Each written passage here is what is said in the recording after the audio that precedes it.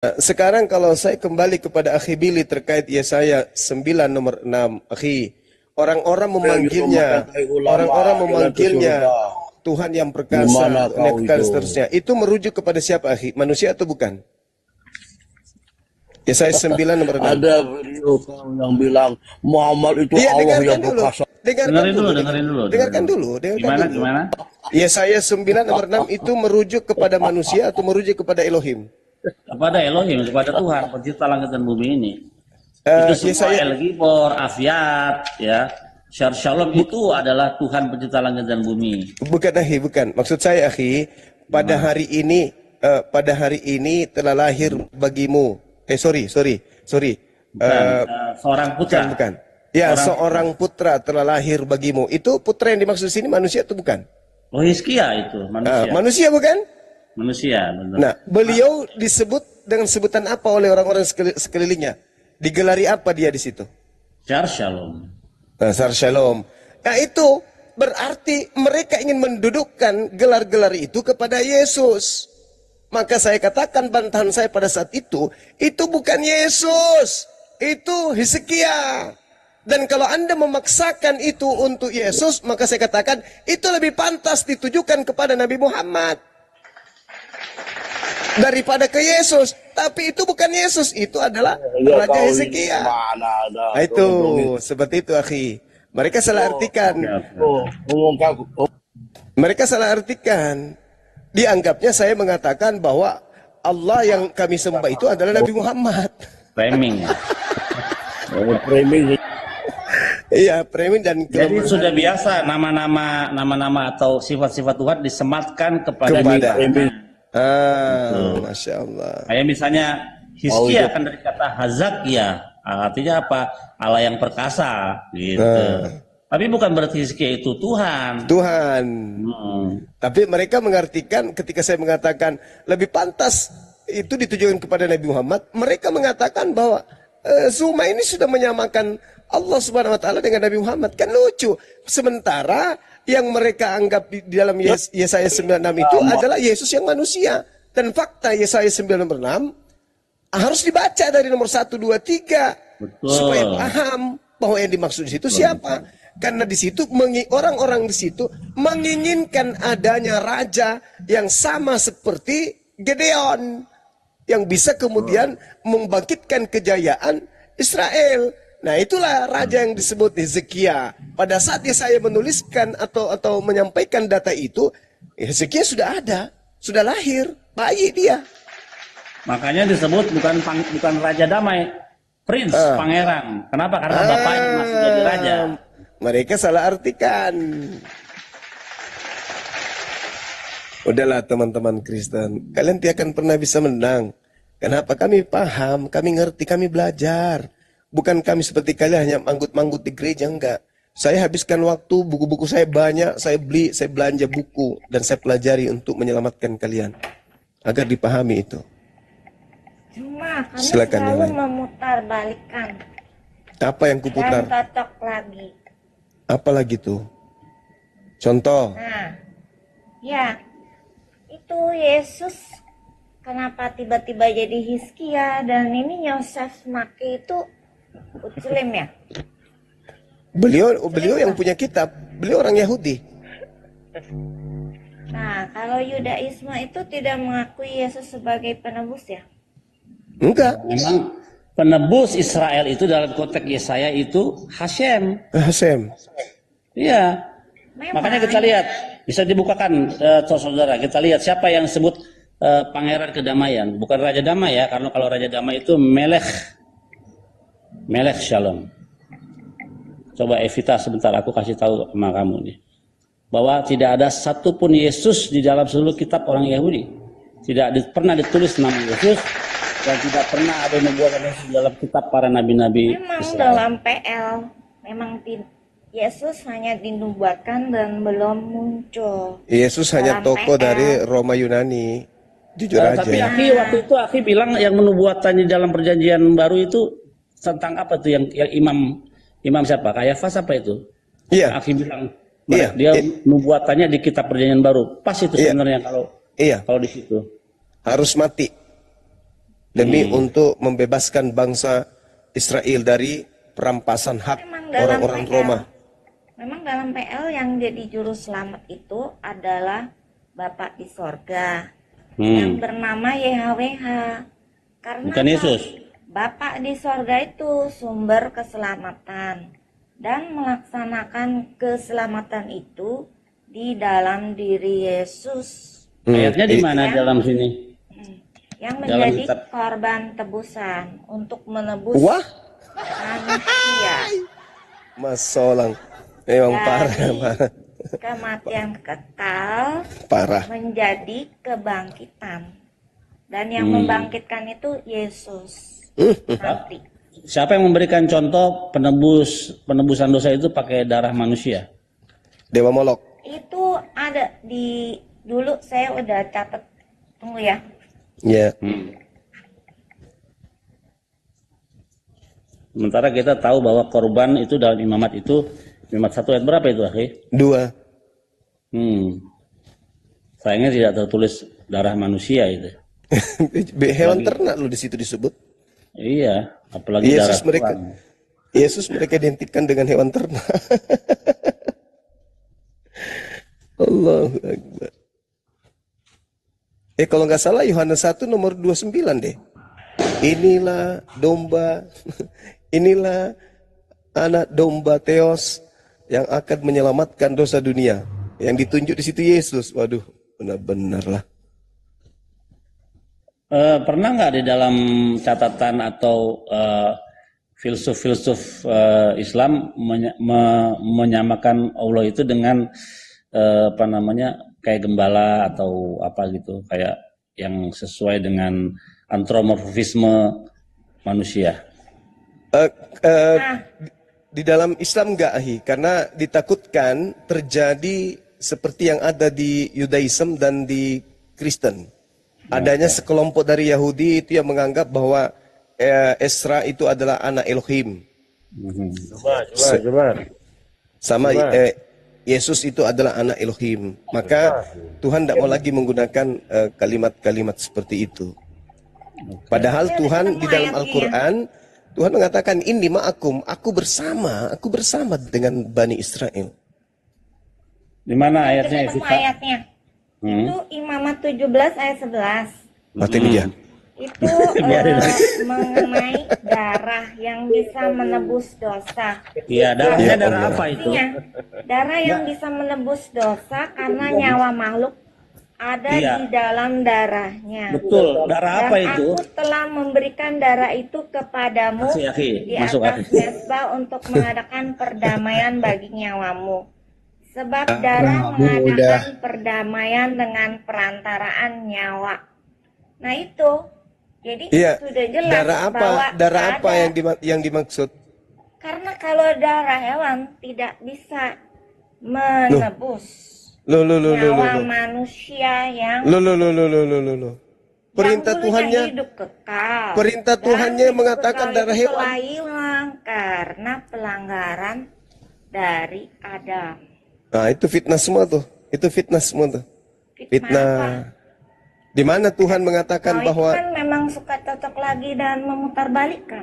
nah, sekarang Kalau tolong aku tidak tunjukkan fitnah, aku di mana mengikuti dalilnya, Alkitab. di mana Imamat 17 dalilnya, ayat 11. di mana dalilnya Adam mewariskan dosa kepada keturunannya.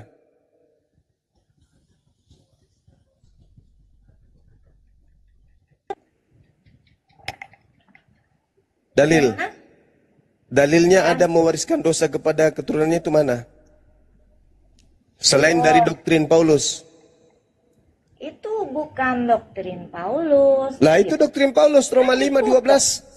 Manusia itu kan kenapa manusia bisa Lah enggak, saya minta menderita dan dalil. mati? Kalau tidak ada dalil berarti kau memfitnah. Kalau kau memfitnah Adam tanpa dalil berarti kau itu keturunan setan, keturunan iblis. Karena di dalam Kejadian 3 nomor 15, keturunan setan dan keturunan Adam itu dia bermusuhan. Nah, kalau dia memfitnah Adam tanpa ada data dalil, berarti orang ini memusuhi Adam. Yang menjadi musuh Adam itu hanya iblis dan keturunannya, berarti kau keturunan iblis. Bagaimana, Akhi Billy? Saja itu bilang, dalam dosa aku dikandung oleh ibuku. Akhi Billy, Jadi kenapa bagaimana Akhi Billy baik terkait dalam dengan kandungan? kejadian 3:15 itu? Betul gak bahwa keturunan perempuan dan keturunan iblis akan diadakan permusuhan? Iya, betul, permusuhan. Nah, berarti yang memusuhi Adam itu keturunan apa? Turunan si ular tua. Nah, ini Kristen, kenapa kamu itu memfitnah Adam? Kenapa? Kenapa kamu memfitnah Adam? Hah? Kan memfitnah, memang Adam dan Hawa itu melanggar perintah Terus Allah. kenapa kamu mengatakan dia mewariskan dosa? Sehingga keturunannya terimbas. Di mana jangan tadi? direvisi. Menderita dan mati. Terimbas. Mewariskan dosa tadi kau bilang. Mana di mana dalilnya ada mewariskan dosa? Di mana Menderita dalil? dan mati. Dalil. Gini, kamu akan menderita dan mati nggak? Saya tanya. Iya, itu Semua Adam. manusia akan menderita Itu dan Adam, mati. itu Adam, itu Salah Adam. apa manusia? Itu Sampai Adam, mesti begitu, bukan itu manusia karena dia yang lain, terimbas bukan. dari Dengarkan. Kejadian 1 nomor 28, Adam keturunannya laki dan perempuan diberkati Tuhan. Kejadian 5 nomor 2, Adam keturunannya diberkati oleh Tuhan. Amin. Terus mana dalilmu? Keturunan Adam itu dikutuk, mana dalilmu? Weh, keturunan iblis. Menderita dan mati itu bukannya kutuk. Mana dalilnya Adam dikutuk? Menderita dan mati itu berkat. Mana dalilnya Adam dikutuk? Fatalaqqa Adam min rabbih kalimatin fataba alaih. Adam menyesali perbuatannya, lalu bertobat, dan Allah menerima tobatnya. Itu kan karena kitabmu itu selalu memutarbalikkan Lah, Alkitab. saya Ada minta. di Alkitab pun Semuanya Adam tidak juga dikutuk. diputarbalikkan. Di Alkitab pun Beda. Adam tidak dikutuk. Mana dalilnya? Adam mewarisi dosa kepada keturunan itu, dalilnya mana? Kalian kan diajarkannya memang terbalik dan kalian berkeras dengan ajaran yang terbalik. Hei, saya minta dalil. Hei, Itu di Alkitab udah dilihat. mana dalilnya Kalau Adam manusia mewariskan dosa? Coba lihat Kejadian 3. Kejadian 3 mah. 3 itu adalah kutuk. Yang dikutuk di situ Kejadian siapa? 3 Yang ayat dikutuk 17. siapa? Yang dikutuk di Kejadian 3 siapa? Yang nomor 15 itu. Mana? Siapa yang Tanah. Tanah dengan ular, iblis. Terus mana Adam dikutuk? Mana Adam dikutuk? Mana dalilnya Adam dikutuk? Kan Adam itu kan sudah diberitahu kalau makan buah pengetahuan yang baik dan jahat dia akan mati. Kau itu keturunan iblis. Hanya ada 2. Kau itu manusia yang sedang kerasukan iblis, atau kau iblis menjelma manusia. Hanya iblis yang bermusuhan dengan Adam alaihissalam. Hanya iblis yang memfitnah Adam. Kalau kau tidak mampu menunjukkan data Tuhan mengutuk Adam mewariskan dosa, maka kau itu adalah iblis dalam rupa manusia. Dalam Al-Quran memang dikatakan, minal jinnati wan nas. Penyesat itu ada dari kelompok jin yang disebut setan, dan ada disebut kafir dari kelompok manusia. Kaulah itu. Kau tunjukkan kepada saya, sederhana bukan? Kalau kau bukan kerasukan iblis, kau itu iblis yang menjelma manusia. Padahal mana dalilnya? Padahal dosanya banyakkan dia daripada Adam. Adam cuma satu. Adam cuma satu. Kau semua makanan yang diharamkan Tuhan kau makan. Lebih banyak dosamu daripada Adam. Kau yang mewariskan dosa-dosa kepada keturunanmu, kau tuduh Adam. Kuceluk. Kamu. Karena perintah Tuhan. Yesus yang mengatakan, Lukas 16 nomor 17. Lebih mudah langit dan bumi daripada setitik dari hukum Taurat itu dibatalkan. Itu kata Yesus. Paulus ke Efesus 5, Efesus 2 nomor 15 mengatakan bahwa dengan matinya Kristus di atas tiang salib, Kristus telah membatalkan segala hukum Taurat dan segala perintah yang ada di dalamnya. Nah sekarang mana dalilnya? Mana dalilnya kemudian Adam mewariskan dosa? Mana dalilnya Adam dikutuk? Dalilnya itu ada di Kejadian, kisah-kisah antara Adam dan perintah Tuhan, di mana dia mana dalilnya? mengikuti perintah Tuhan. Pengikut penyembah Kristus, mana dalilnya? Baca Kejadian 3. Di mana di Kejadian 3 ada di situ tertulis Adam dikutuk di mana? Bentar. Silakan. Jadi kalau tidak ada, kita sepakat kalau itu adalah iblis yang datang menjelma menjadi manusia. Atau manusia beneran, tapi kerasukan iblis. Mana? Tunjukkan saya. Bukan majid, iblis betina. Mana? Coba. Kejadian 3. Di ayat berapa? 15, 17. Kalau dari 13, 14, 15 ini yang dikutuk ular. Ular. Ya, yang 14 lalu bersama Tuhan kepada ular. Karena engkau berbuat demikian, terkutuklah engkau. Nah, yang kita cari di mana ada kata terkutuklah engkau Adam? Ada nggak? Mana? Mana? Mana? Ayat 16 firman-Nya kepada perempuan itu, susah payah engkau mengandung dan akan kubuat sangat banyak. Dengan kesakitan engkau akan melahirkan anakmu, namun engkau akan berai kepada suamimu dan ia akan berkuasa atasmu. Ayat 17. Lalu firman-Nya kepada manusia, kepada Adam itu, karena engkau mendengarkan perkataan istrimu dan memakan dari buah pohon itu yang telah kuperintahkan kepadamu, jangan makan padamu, maka terkutuklah. Siapa yang terkutuk? Tanah. Adamnya nggak ada loh.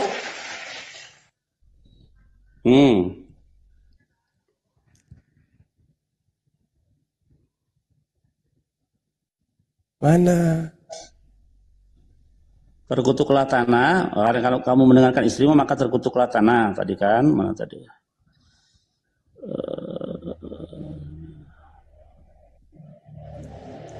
Ayo.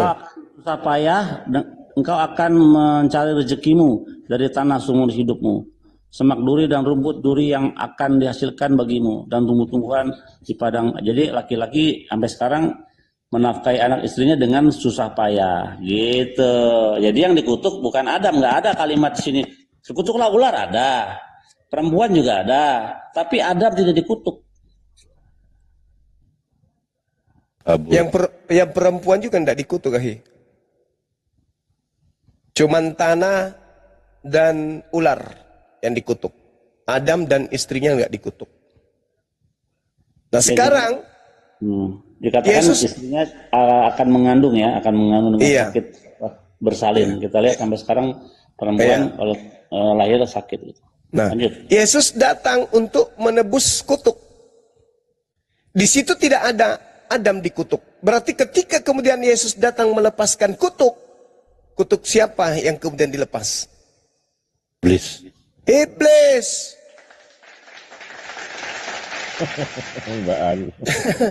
Gampang kok sebenarnya Bible ini bahasa Indonesia gampang kok, bener gampang sekali. Izin sedikit Bang Juma ya. Iya silakan. Sebenarnya kasus tentang Adam ini udah selesai, udah ingkrah dalam pengadilan ini, udah selesai ini. Karena apa? Kalau kita teman-teman Kristen pandai membaca, ini sudah diadili ya. Pengadilannya itu dimulai ayat 9. Tetapi Tuhan Elohim memanggil manusia itu dan berfirman kepadanya, di manakah engkau? Ini kepada Adam, ayat 10. Ia menjawab, Adam, ketika aku mendengar bahwa engkau ada di dalam taman ini, aku menjadi takut karena aku telanjang, sebab itu aku bersembunyi. Ayat 11, firman-Nya, Elohim, siapakah yang memberitahu kamu bahwa engkau telanjang? Apakah engkau makan dari buah pohon yang kularang engkau makan itu? Nah ini disidang nih, Adam ini. Siapakah yang memberitahu kamu kepadamu bahwa engkau telanjang? Di situ. Lalu apa kata Adam? Di ayat 12. Adam menjawab, perempuan yang kau tempatkan di sisiku, dialah yang memberi dari buah pohon itu kepadaku, maka ku makan. Nih pembelaan Adam. Ya kan, pembelaan Adam. Lalu Tuhan ini datang kepada perempuan itu, disidang lagi di si perempuan. Lalu apa katanya? Kemudian berfirmanlah Tuhan Allah kepada perempuan itu, apakah yang telah kau perbuat ini? Jawab perempuan, ular itu yang memperdayakan aku, maka ku makan. Oke, lolos. Kemudian ayat 14, lalu berfirmanlah Tuhan kepada ular itu, karena engkau berbuat demikian, terkutuklah engkau di antara segala ternak. Berjalan dengan perut. Terus Artinya begini Bang, bahwa Adam ini udah disidang, lolos. Lolos. Oke. Si perempuan itu, sabar dulu, sabar sedikit lagi sedikit. Oke, lolos Adam. Kemudian disidang lagi di si perempuan. Lolos lagi, dia bilang itulah ular itu yang memperdayakan. Artinya apa? Adam ini korban dari penipuan. Makanya Tuhan adil di sini. Orang yang ditipu dengan yang menipu, tentu yang dihukum adalah si penipu. Nah, makanya ular yang dikutuk. Selesai urusan Adam. Makanya sampai sekarang ular yang dikutuk. Karena dalam persidangan di dunia pun, penipu dengan yang menipu, korban tipuan dengan orang yang menipu, tentu yang menipu itu yang dihukum. Korban penipu ya enggak lah. Lolos Adam dengan Hawa. Gampang kok ini. Nah, sekarang pertanyaan saya tolong jawab. Siapa yang datang membisikkan orang-orang Kristen mengatakan Adam yang dikutuk? Nah lo. Ayo. Iblis lah. Berarti tangan kanan iblis siapa? Kristen lah. Akhi kejar ayatnya di mana ada tertulis Adam dikutuk. Iya, di mana dalilnya Adam dikutuk sama Tuhan, mana?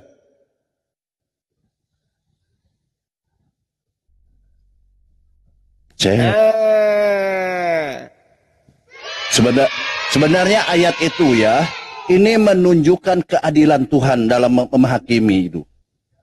Keadilan Tuhan ini diperlihatkan di sini. Tetapi Oten kan botol. Sudah dihakimi, sudah lolos, dihakimi oleh Oten. Berdosa katanya. Luar biasa ini.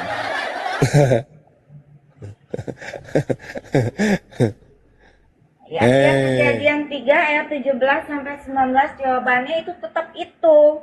Sampai engkau kembali menjadi tanah karena dari situlah engkau diambil. Ada nggak Adam di situ? Debu dan engkau akan kembali menjadi debu, itu berarti kutukan. Di mana? Berarti itu bukan berarti itu kesimpulan kamu. Kembali menjadi tanah. Itulah kutukannya. Ya, itu menurutmu. Mati. Itu menurutmu. Dengan kata lain itu mati. Manusia itu akan mati. Itu menurutmu. Bukan menurutku, lihat aja di ayat itu. Kau ini beragak pilon, nggak bisa. Ada nggak tulisan terkutuklah Adam gitu? Terkutuklah Adam oleh karena gitu, ada nggak tulisan gitu? Nah, kalau manusia kembali menjadi tanah kan berarti dia mati. Loh, sebab engkau debu, engkau kembali menjadi debu kan berarti dia mati. Semua kalimat itu menandakan Adam dan keturunannya akan mati. Jadi Yesus datang ke atas muka bumi ini untuk melepaskan kutuk itu. Iya. Yesus datang untuk menebus. Menebus berarti menghapus kutuk itu kan? Oke. Kalau kamu itu udah dikutuk mati, tahu-tahu bisa hidup lagi kan aneh. Ya, sekarang ketika Yesus datang, itu nggak ada nalarnya. Kalau misalnya berarti mati, Yesus datang, udah dikutuk mati terus tahu-tahu bisa hidup lagi. Berarti Yesus datang untuk menghapuskan kutuk itu. Iya. Iya, karena Yesus yang akan membangkitkan. Dengarkan saya. Dengarkan saya. Dengarkan saya. Lagi selamanya. Anda mengatakan Yesus datang. Maunya mati kekal. Oh, bicara sendiri dia. Ini bukan gereja, Mbak.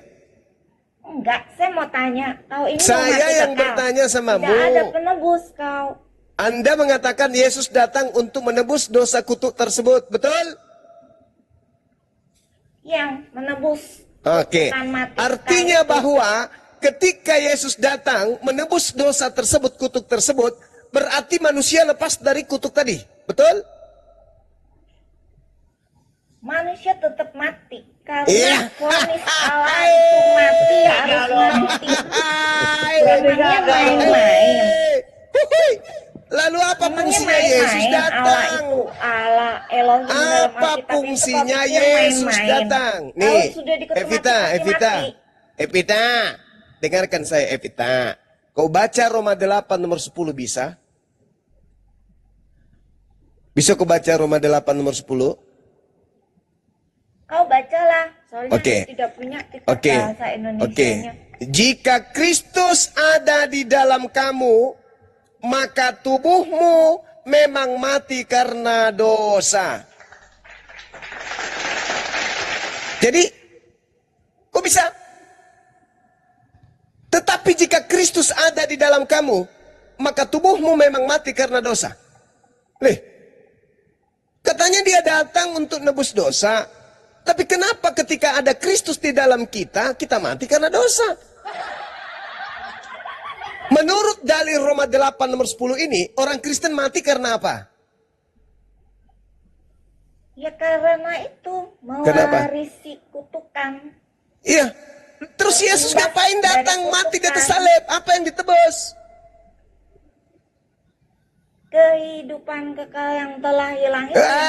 Banyak cerita. Tadi Adam difitnah. Gara-gara dia maka keturunannya mati. Berarti Yesus datang menebus. Kejadian 3 ayat 17 sampai 19. Berarti Yesus datang menebus kemudian kutuk itu. Terus. Tapi ternyata Kristen mati karena apa? Debu dan menjadi tanah itu artinya Kristen mati karena apa? Jawab. Karena terimbas. Kalian juga mati juga kan? Ya, kami tidak menganut ajaran tebus menebus, Tuyul. Berarti kau tidak ada penebus. Roma 8 nomor 10, Kristen mati karena apa?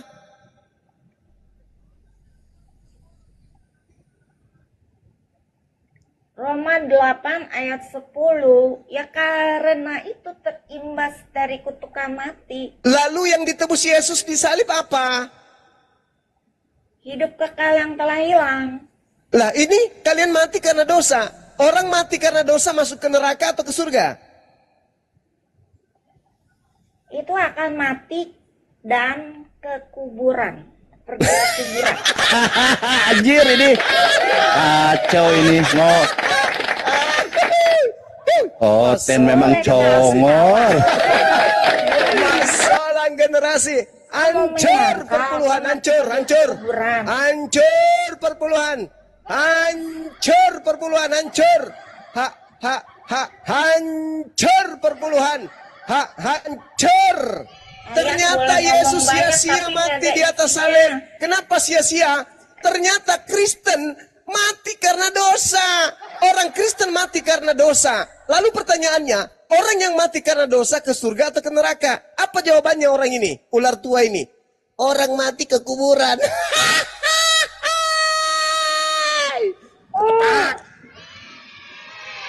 Ini makanya jangan kau menyembah Kristus. Kau menyembah Kristus, kau menyembah dewanya Roma, menyembah dewanya Yunani, Athena. Akhirnya ujung-ujungnya ketahuan kan? Ketahuan ujung-ujungnya. Panjang lebar ngalur ngidul. Ketahuan ujung-ujungnya ternyata penyaliban itu tidak ada gunanya. Kenapa tidak ada gunanya penyaliban itu? Karena orang Kristen yang percaya kepada Yesus mati juga karena dosa.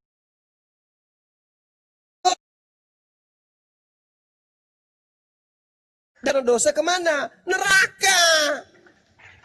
Maka pantaslah Yesus mengatakan kepada Kristen, enyahlah daripadaku, aku tidak mengenal kalian. Kalian semua adalah pembuat kejahatan. Oh my God, ternyata memang kalian diusir ke neraka. Paulus juga mengaku itu. Tetapi jika Kristus ada di dalam kamu, maka tubuh. Di situ bahasa Yunaninya di sana adalah soma, artinya tubuhmu. Tubuhmu memang mati karena dosa. Tidak ada fungsinya penebusan di atas salib, itu nggak ada. Ternyata Kristen percaya kepada penyaliban, percaya kepada darah Yesus, daging Yesus, tidak ada untungnya. Kenapa? Karena Kristen tetap saja mati di dalam dosa. Sedangkan orang yang mati dalam dosa adalah orang yang akan dikembalikan ke neraka. Berbeda di Islam. Jangan kau mati illa wa antum muslimun. Selain engkau selamat. Islam mati selamat. Kamu mati dosa. Neraka jahanam. Mati. Kemudian berarti kamu selamat. Kalau Islam mengatakan mati, itu. Tidak selamat. Itu kaidah di agama kami. Illa wa antum muslimun. Berarti kamu mati, kamu itu selamat ya? Iya dong. Di agama kamu. Iya dong, mati selamat. Kenapa kami. Orang mati itu selamat, orang mati itu kan tidak selamat berarti. Berarti Kristen selamat. Mati itu. Tapi kata Paulus, mati adalah untung. Iya, mati adalah keberuntungan katanya. Tidak ada penalaran sama sekali orang mati dikatakan selamat. Berarti kalian bermatian, berarti kalian tidak selamat. Kalau mati ya tidak selamat dan harus diselamatkan.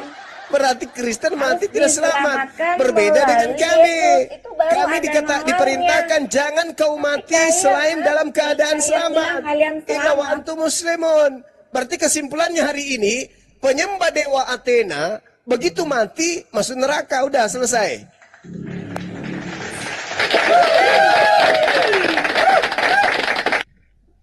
Kalian itu ya tidak bernawar. Orang mati kok selamat. Orang mati itu berarti kehilangan hidup. Dan tidak ada hidup kekal. Nggak bisa dong. Harus ditebus. Di dalam hidup Islam itu dengar. Ditebus. Di dalam agama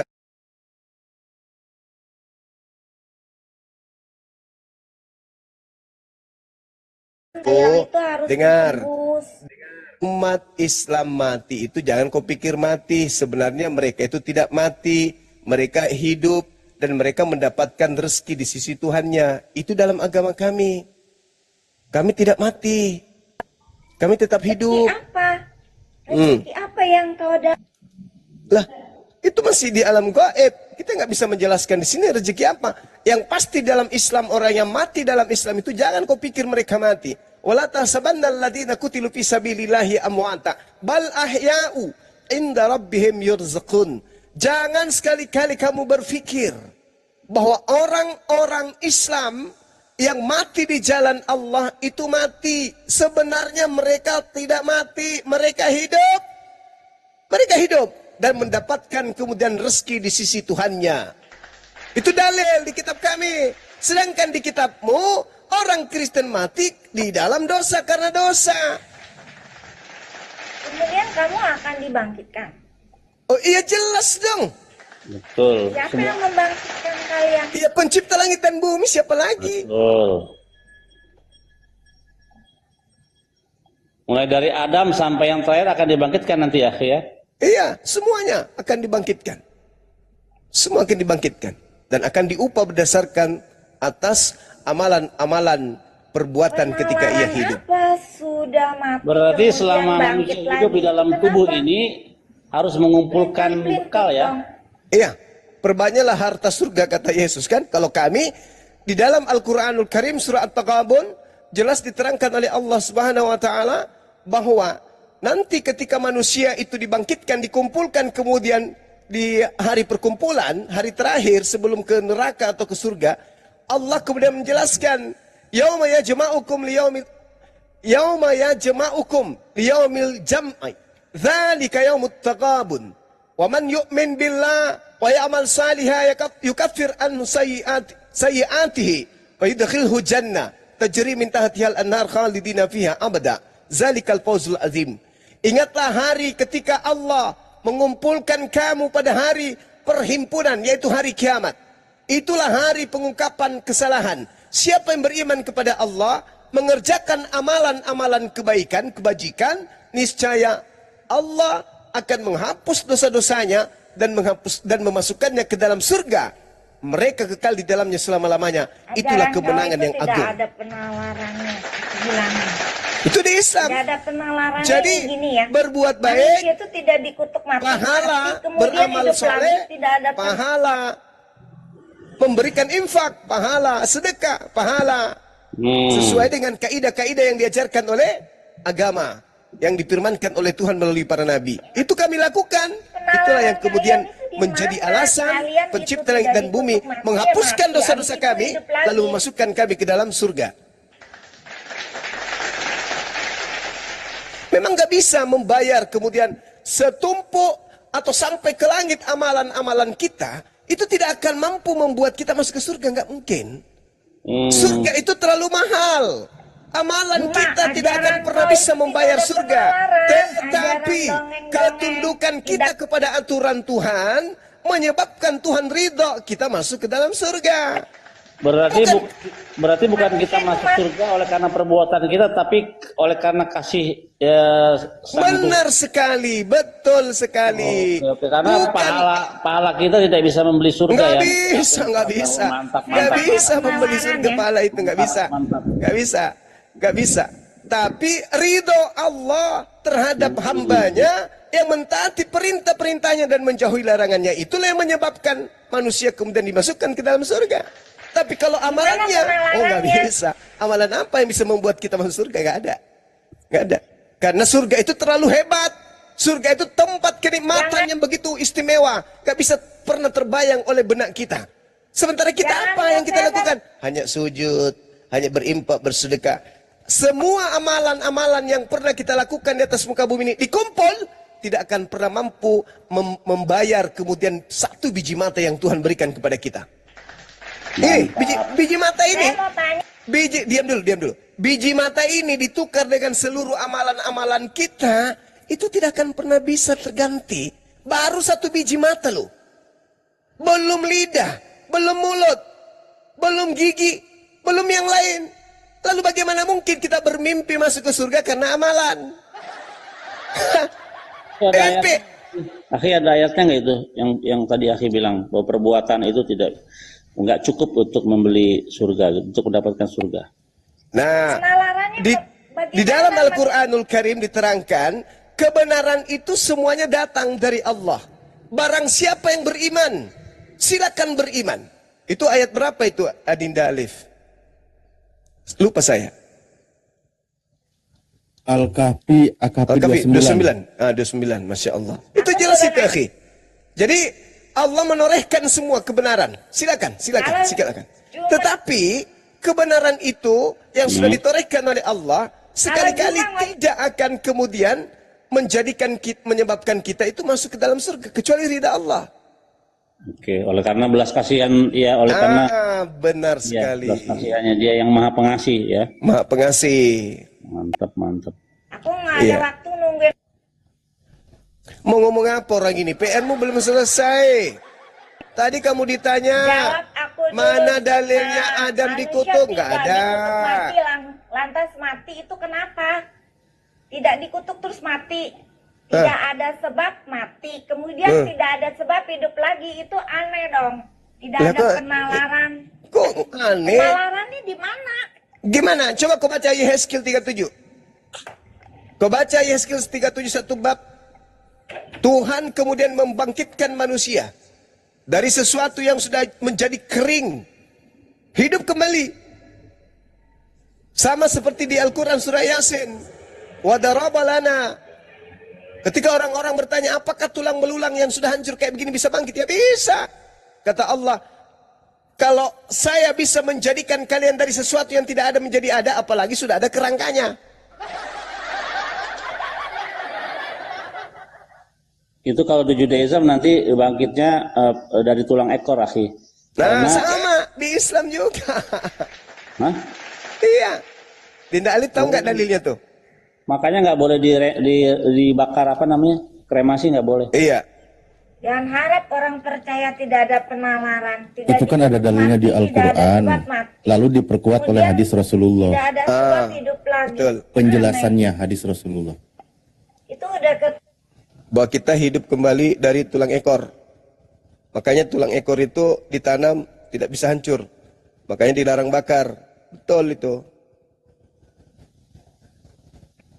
Cuma kau ngoceh-ngoceh tapi tidak ada penalaran ajaranmu itu. Karena penalaran Tuhan bukan manusia, itu lebih nalar lagi. Ajaran yang sebenarnya. Ajaran buat-buatan. Orang Kristen mati karena Adam dan Hawa mati dan keturunannya kacau. Terima kutukannya. Kacau. Orang Kristen mati karena dosa. Roma 8 nomor 10. Manusia jadi debu. Nah, manusia jadi orang Kristen mati karena dosa. Orang yang berdosa ini kemana? Semuanya. Orang Kristen mati karena dosa. Orang yang berdosa kemana? Ke surga atau ke neraka? Antara surga surga dan neraka itu. Berarti di tengah-tengah, berarti hayalan. Dia berada di hayalan, dunia hayal. Nah ini sebenarnya pemahamannya itu kan beda dengan aku ya. Ya memang beda, kamu nggak pakai otak. Kau itu tidak akan bisa bernalar di sini. Jadi kalau manusia itu langsung ditentukan ya, pergi ke surga, pergi ke neraka berdasarkan perbuatannya di dunia. Kemudian buat apa Yesus membangkitkan orang mati? Ya kan? Nah, aku itu bernalar. Kalau orang langsung ke surga ke neraka, kemudian Yesus membangkitkan lagi orang mati. Padahal dia udah ke surga ke neraka keadaan hidup kan. Kemudian Yesus membangkitkan lagi, aneh dong. Izin Bang Juma sebentar, izin Bang Juma, izin. Silakan. Host, tolong yang di bawah yang ketawa-ketawa diblokir host, tolong host. Menghujat itu host, tolong diblokir host. Terima kasih, lanjut Bang Juma. Bukan begitu. Tolong yang di bawah, yang ketawa, ini persyaratan ketawa itu kamu harus kasih gift kepada kita di sini kalau mau ketawa gitu. Mulai. Akhi, kalau di Islam itu bisa mati nggak? Gimana?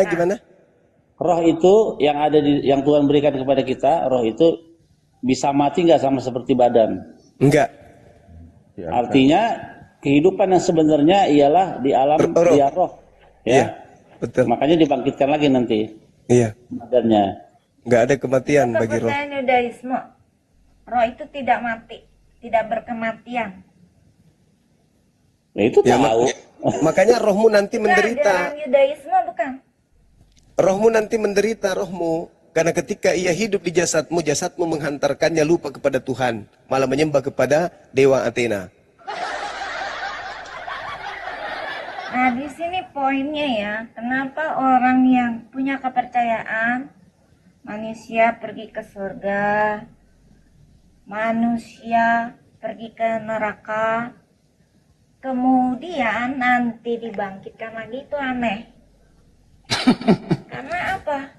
Karena dia ke surga, ke neraka dia udah ditentukan, ya kan? Memang di neraka apa dia baik dan dia jahat, padahal Yesus neraka baru masuk surga. Akan menghakimi. Bukan kejadian, Yohanes 5 ayat 28 sampai 29. Dan orang yang berada dalam kuburan akan mendengar suaranya. Yang berbuat baik akan hidup kekal, sedang berbuat jahat akan dihukum. Nah, kan berarti setelah dibangkitkan barulah manusia dihakimi. Jadi waktu berada dalam kuburan dia tidak pergi ke neraka, ke surga.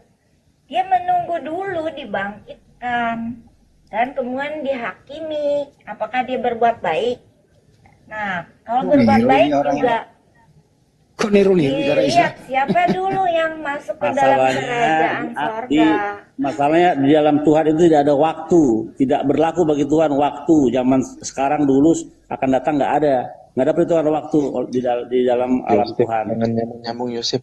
Kalau hari Tuhan itu 1 hari 1000 tahun itu ada ayatnya. Karena bagi Tuhan itu 1 hari sama dengan 1000 tahun. Tuhan siapa itu? Pada hari engkau makannya engkau akan mati. Dan manusia tidak ada yang mencapai umur 1000 tahun. Dan Metusalah itu umurnya 969 tahun, tidak mencapai 1000 tahun. Jadi pada hari engkau makan itu dalam jangka waktu.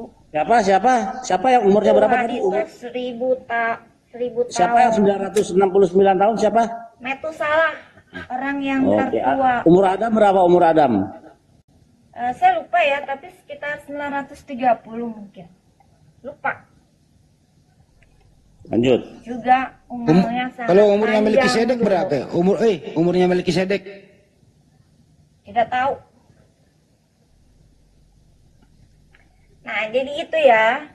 Penalaran apa? Manusia langsung ditentukan ke surga ke neraka, berarti dia udah ditentukan. Ya kan? Padahal kalau umurnya Yesus dulu, siapa yang berbuat baik kalau umurnya dan Yesus berbuat berapa? Umurnya Yesus berapa? Berapa tahun? Umur Yesus 33 tahun. Jadi Tuhan punya umur ya? Waktu di bumi ya. Oh, Tuhan ada umurnya? Tuhan ada umur? Ya, ketika dia berada di bumi. Tapi di surga, ya, sebelum turun ke dunia dan setelah naik ke surga, ya ada bonus umur nih. Umurnya itu tidak terbatas. Kira-kira Yesus umurnya udah berapa sekarang? Gak tahu, gak disebut. Kalau udah 2000 tahun. Ya lebih lah, kan sebelum Abraham ada, aku sudah ada, kata Yesus. Bahkan Yesus itu adalah permulaan dari ciptaan Allah. Jadi dia sudah ada sebelum dunia dijadikan. Di Amsal 8 jadi Yesus ayat ciptaan. 22 sampai 30. Jadi Yesus diciptakan. Yesus adalah permulaan ciptaan Allah. Ya berarti ciptaan. Elohim Bapa di Wahyu 3 ayat 14. Berarti Yesus ciptaan ya? Ya permulaan ya tapinya. Sebelum diciptakan segala sesuatu, Yesus. Iya, ciptaan dia. Blunder. Semakin banyak dia ngomongnya semakin sulit nanti.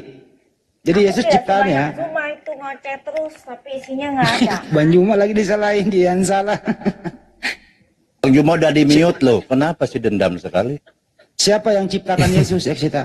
Evita, siapa yang ciptakan Yesus? Elohim Bapa. Oh. Yang mana yang Tuhan? Yang mana yang Tuhan? Bapa itu Elohim. Kalau Yesus itu disebut Tuhan atau Tuhan. Itu tergantung persepsi ya. Tergantung katanya. Berarti yang menciptakan langit dan bumi ini bukan Yesus ya? Karena apa? Abang Andi. Yesus itu ditunjuk sebagai raja di sorga, bukan di bumi.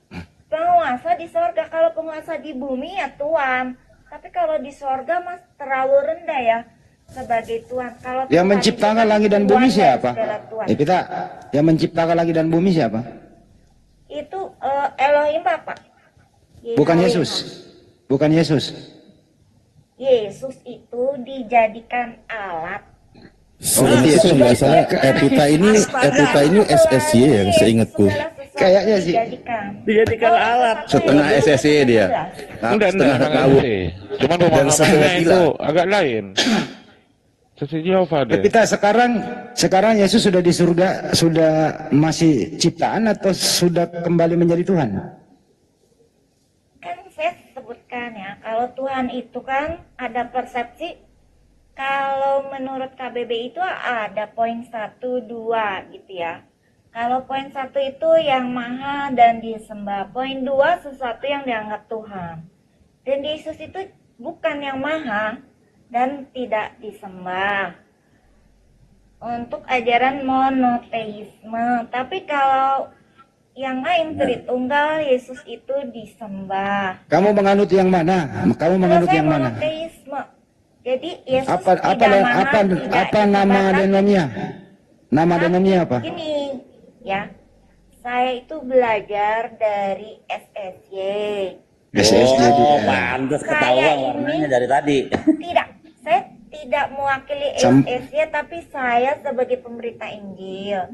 Karena kan kalau iya udah, sambungan langsung jarak jauh SLJJ. Dari rumah ke rumah, harus berada di jalanan.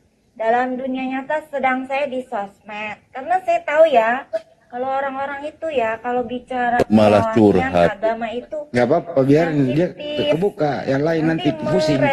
Enggak, masalahnya gini, Evita ini bilang Bang Billy bahwa penciptaan langit dan bumi itu pada waktu itu Yesus masih anak-anak katanya.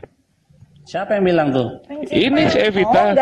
Siapa yang bilang Yesus masih anak-anak? Loh iya, Yesus kan pada waktu itu juga ikut menciptakan, kata Evita. Oh yang Kejadian 1 ayat 26-27. Itu kan karena Yesus permulaan dari ciptaan Allah ya. Permulaan dari ciptaan Elohim Bapa. Jadi Yesus diajak, ya kan? Marilah. Nah, itu kan. Itu Kejadian 1:26 itu ada. Bapak mengajak Yesus untuk. Iya.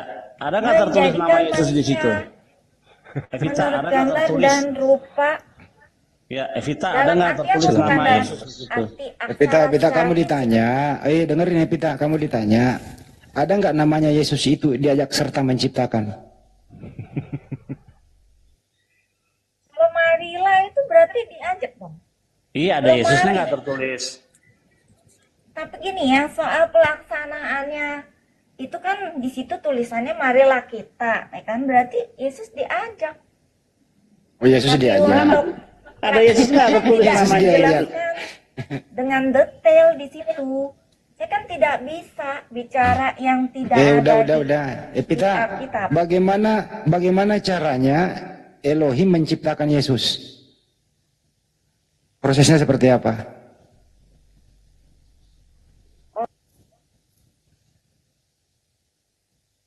Kan Yesus itu awal dari segala yang diciptakan. Nah, bagaimana proses penciptaan Yesus? Pertanyaan berat ini. Nah, kan di situ kan tidak disebutkan di Alkitab bagaimana Yesus.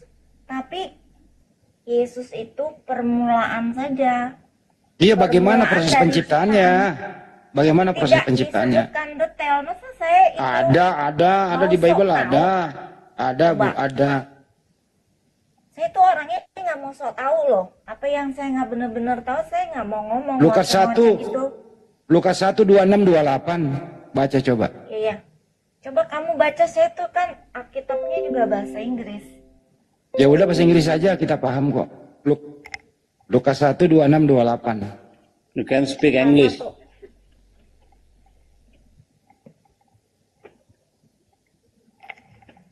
Itu caranya Yesus diciptakan loh di situ.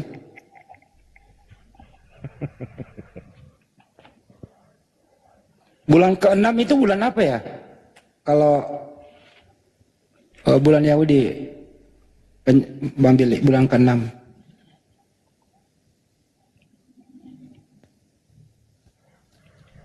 Evita. Sahabat lunar ya. Saya ini lagi cari ya. Now in the 6th month, the angel Gabriel was sent by God to a city of Galilee named Nazareth, to a virgin betrothed to a man whose name was Joseph, of the house of David. The virgin's name was Mary. And having coming in, the angel said to her, "Rejoice, highly favored one, the Lord is with you, blessed are you among women." Jadi ini kan kedatangan malaikat Gabriel kan yang diutus oleh Elohim Bapa ke kota kota Galilei, yaitu Nazaret. Tujuannya datang ke sana apa? Tujuannya? Ya mengabarkan mengenai betapa diberkatinya Maria.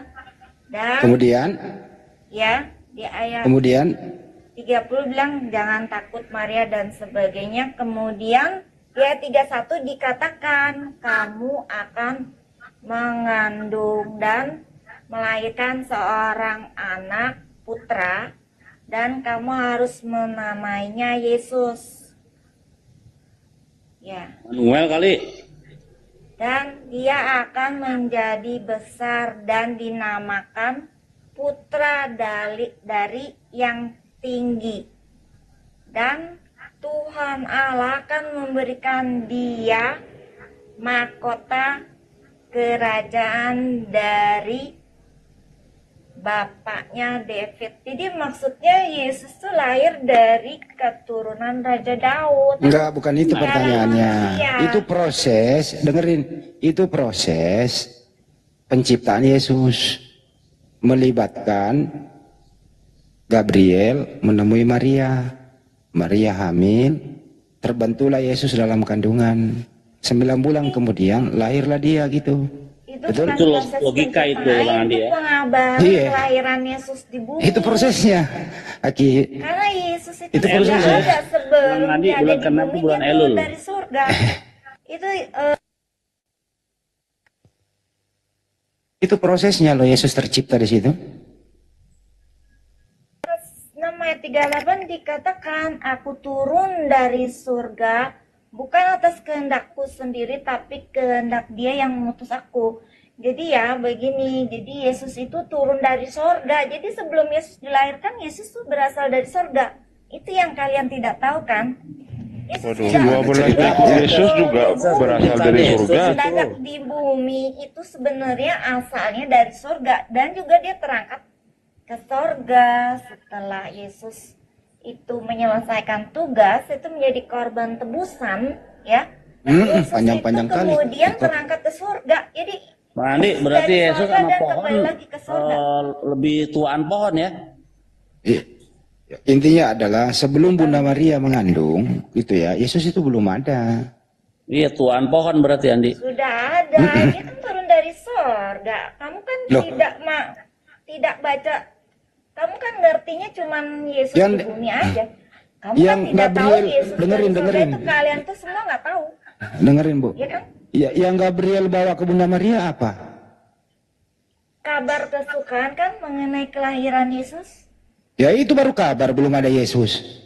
Ya kan nanti kan dilahirkan kabar Baru kabar. bahwa Yesus akan dilahirkan.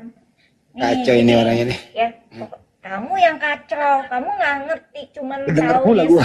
ada di bumi. Kamu tidak tahu asal-usul Yesus dari sorga. Ya kan? Kalian cuma taunya secomet-secomet, kemudian juga di Adam, Di-framing Noah, Yesus hanya Musa, semua manusia. itu salah ya, karena nggak mengenal Yesus ya. Bukan Tuhannya bukan Yesus ya. Begini, memang dalam PL Yesus belum ada. Ini kan kalau Yudaisme tidak Nah, mengakui belum Yesus ada. sebagai penebus ya. Emang nggak ada Yesus dalam PL. Tapi ada belum muncul. Tapi udah Ya, dinubuatkan. kata belum muncul, kalian berarti bisa dia baru lihat muncul di abad profil pertama saya. dong. Nubuatan mengenai Yesus tuh kalian bisa lihat di profil saya. Profil saya itu banyak ya, dan kalian lihat profil saya. Enggak, Di situ pertanyaannya. lihat aja sampai nama Bapak di sorga Elohim. Itu juga saya udah cantumin, ya kan? Siapa nama Bapak di surga? Yahweh, sudah muncul 6.800 Yesus apa? kali di perjanjian lama. Hubungannya dengan Yesus di dalam perjanjian lama apa? Hubungannya, Bapak di sorga kan yang mengutus Yesus. Berarti Yesus bukan Tuhan. Gini, kan saya sudah sebutkan, kalau Tuhan itu, poin 1, kita kan mengacu kepada KBBI itu sebagai kosakata bahasa Indonesia. Kalau Tuhan itu 1.1 adalah yang maha dan disembah. Poin 2, sesuatu yang dianggap Tuhan. Nah, Yesus itu masuk dalam kategori poin 2, sesuatu yang dianggap Tuhan. Kenapa? Oke, kalau Karena kita Yesus udah. itu Berarti Yesus sebagai enggak penguasa berarti di Yesus surga, enggak masuk bukan di bumi. kategori pertama. Tidak, Yesus tidak maha. Udah. Yesus Pas. tidak maha.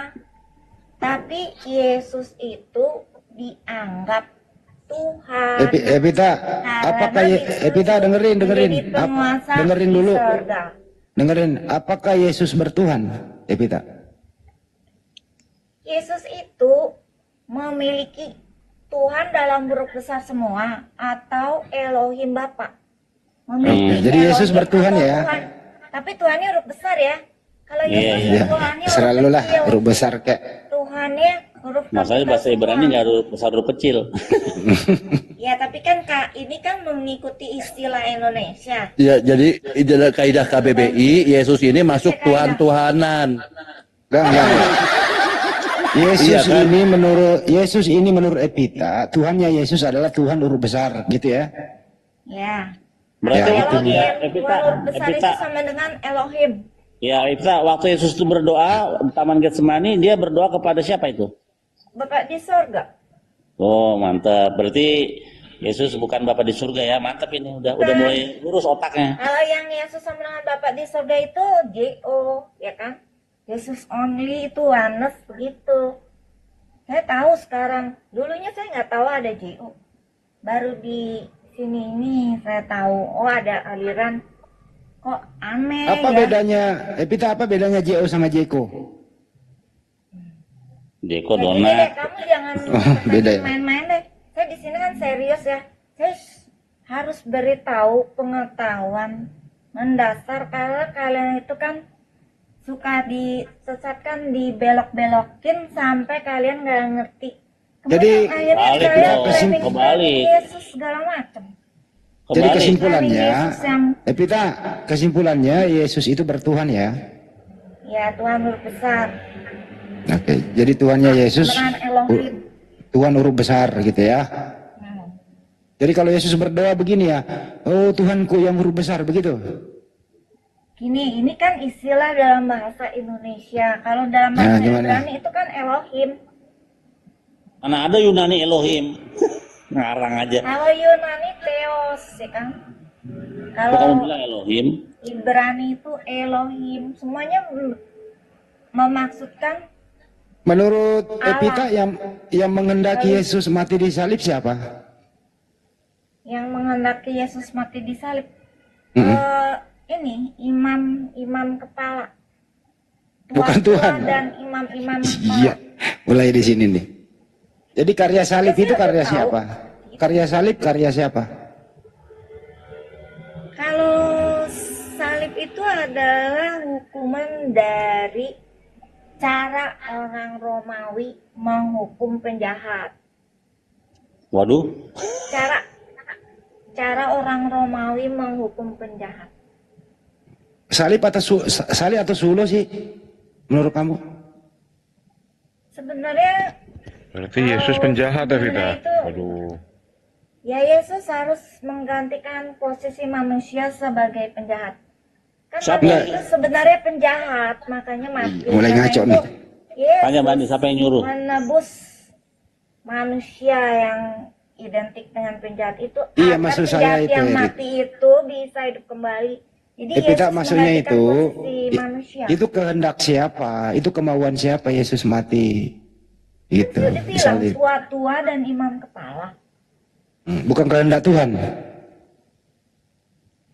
Memang ada nubuatan Yesus mati itu di Yesaya dan Mazmur ya. Yesaya 53 dan Dari ke situ Mazmur lagi membeli 22. nubuatan. Iya, Yesus dinubuatkan mati. Siapa yang Dan menubuatkan? itu yang menubuatkan itu Elohim.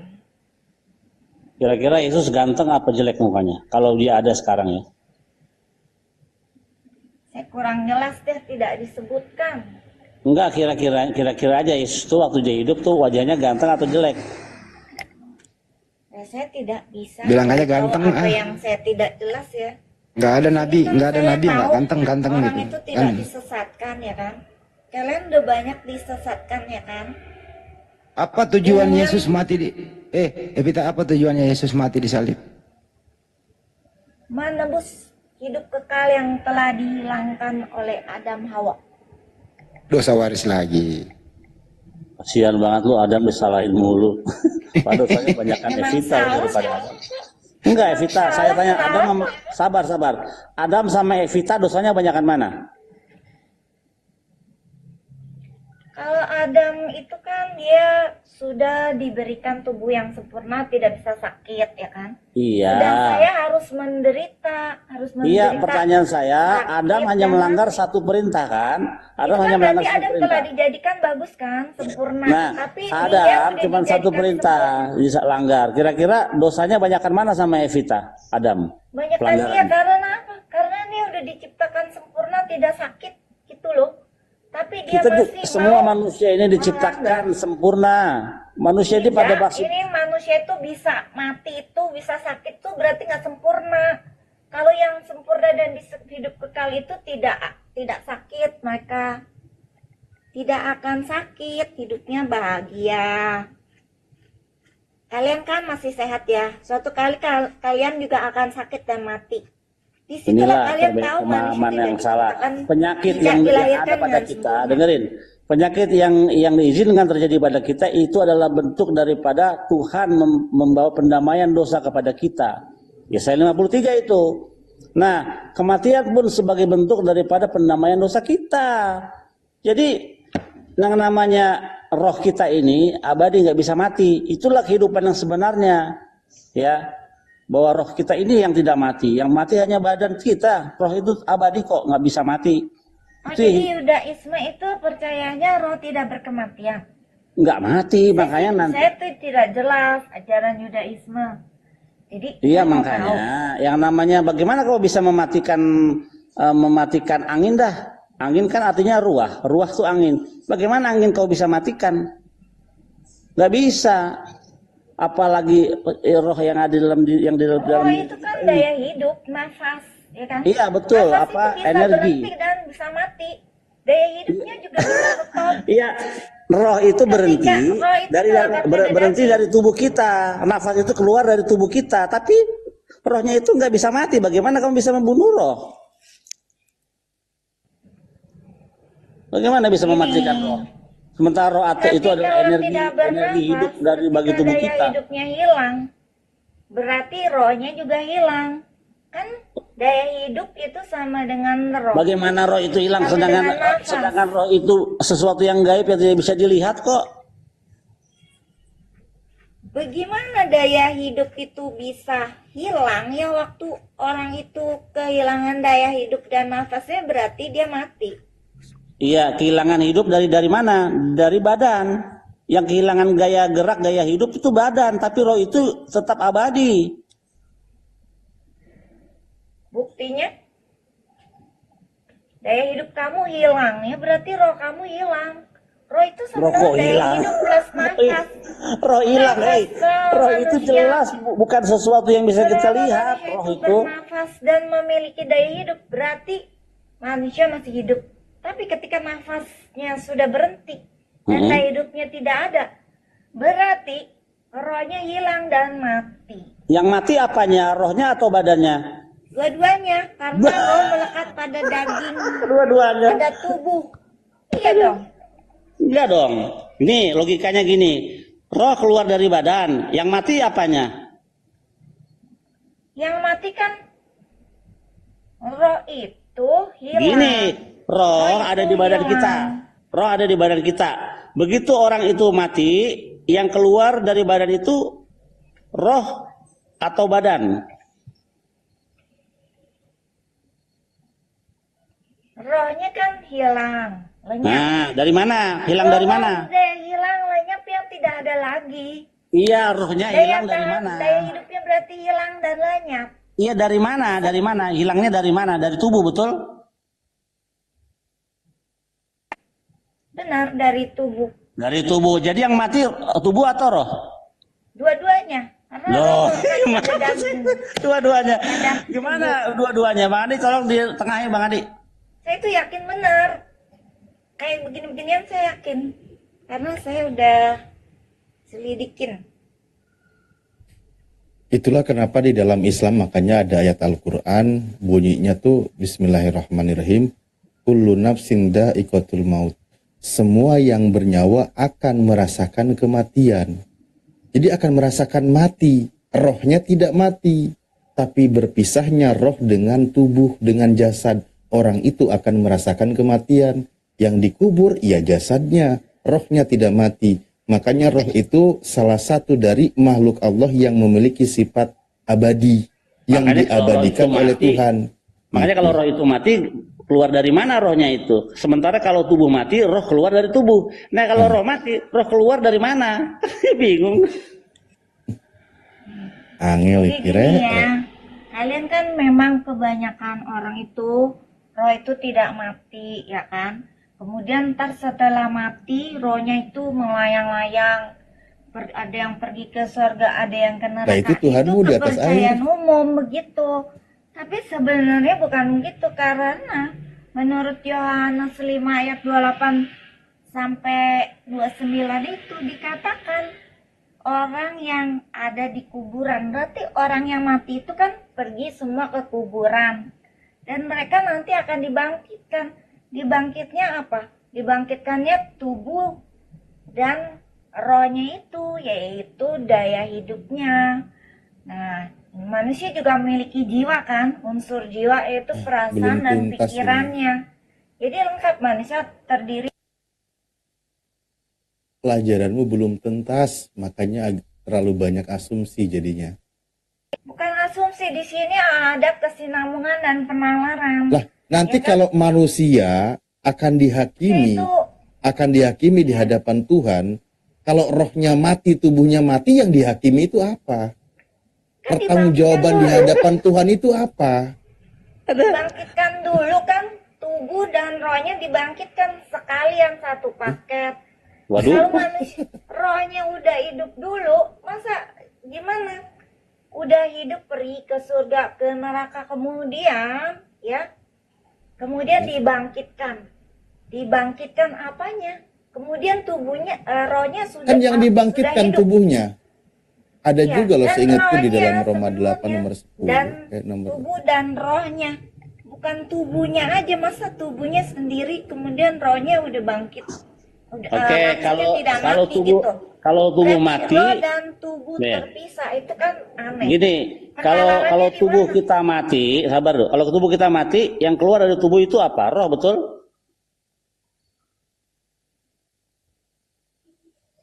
Kalau tubuh kita mati, yang keluar dari tubuh kita roh, betul? Ya, daya hidupnya hilang. Nah, kalau roh mati, dia keluar dari mana? Lupa ya.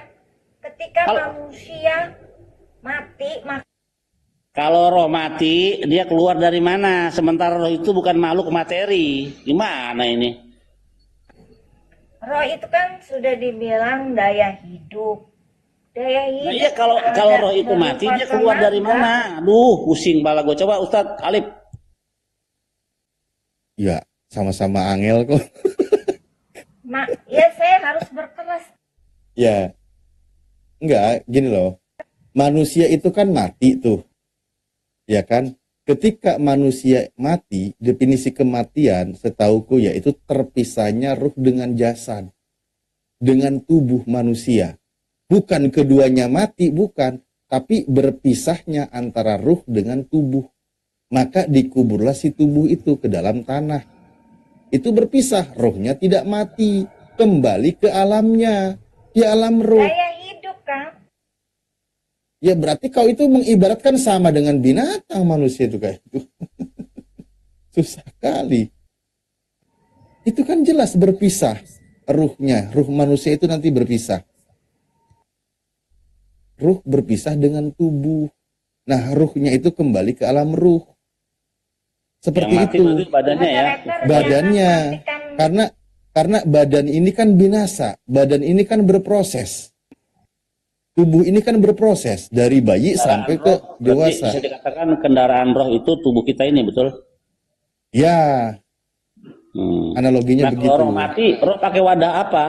Kalau kita kan roh kita kan wadahnya tubuh. Nah, kalau roh itu mati, wadahnya roh apa? Itu bingung aku. Roh itu daya hidup. Daya hidup itu kan tenaga.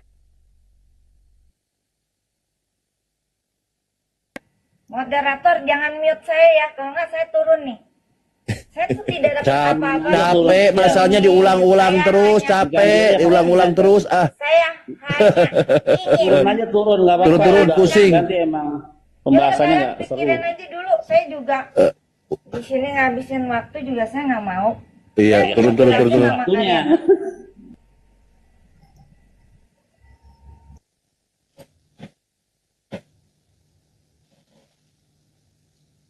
Jadi Ustadz Alif, apa yang diajarkan oleh kekristenan itu berbalik benar 180 derajat dari norma-norma ajaran Tuhan sebenarnya. Ustadz Alif, lihat tadi masalah banyak keanehan, tapi bisa jadi itu hanya dari perspektif dia, nggak sama dan pada umumnya. Karena semuanya mainnya asumsi. Tuhan adalah roh, itu titiknya di situ sebenarnya Ustadz Alif. Tuhan adalah roh itu di situ.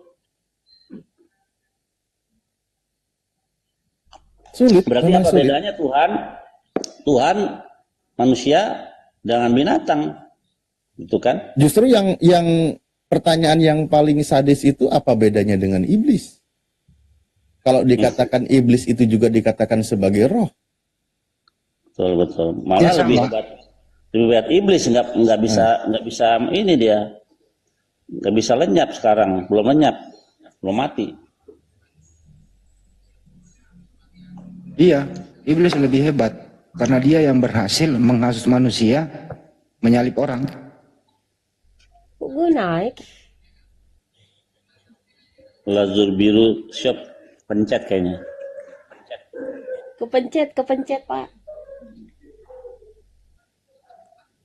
Jakarta 12:1 itu kan Iya. roh ciptaan Jadi yang ada kalau dalam diri manusia.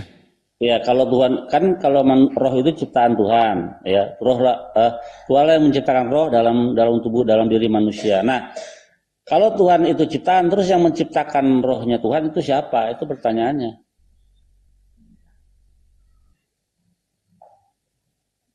Tuhan Ya, itu rohnya itu nanti ada dengan sendirinya. sebenarnya Tuhan itu lebih besar, lebih di luar jangkauan daripada dimensi roh. Dia yang menciptakan dimensi roh. Mana? Bingung aku jadinya kalau begitu. Kalau kita kan ini loh, Ustaz Alif ya sama Bang Billy. Sang pencipta itu tidak terbatas ruang dan waktu kan gitu ya. Betul. Tapi kalau Tuhan itu ada di dalam ciptanya terbatas nggak tuh? Itu yang aku bilang, Tuhan di dalam 3 dimensi jadinya. Dimensi panjang, lebar, tinggi. Sementara jangan kata Tuhan, ciptanya yang namanya roh aja tidak termasuk di dalam 3 dimensi manusia.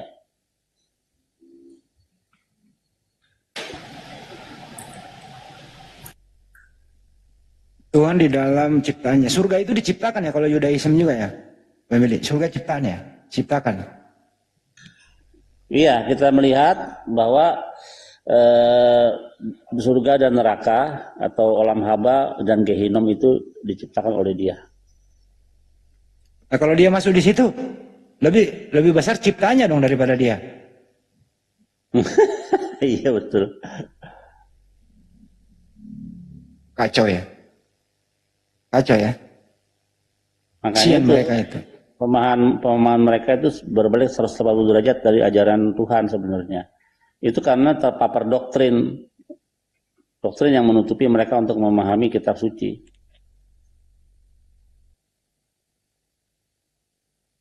Berbusa Ustaz Ali menjelaskan itu berkali-kali, kalau ditanya itu dijawab berkali-kali. Tetap aja enggak ini Ustaz Ali. Mereka enggak connect. Ya karena mereka sudah dikunci oleh doktrinnya. Doktrin imannya itu susahnya kan kayak gitu. Kayak tadi yang oten tuh sok-sokan. Kata ruhana itu aja itu udah ngototnya minta ampun, padahal dia tadi bacanya aja itu karena dia ada teks Latinnya itu bahasa Arabnya. Itu kan terdiri dari 2 kata, makanya kalimatnya sebagai idofah kan gitu. Maka kalau ada 2 kata dalam bahasa Arab itu memiliki kandungan makna. Kalau tidak min, kalau tidak lam, kalau tidak fi gitu di antara makna-makna itu. Maka di situ ruh.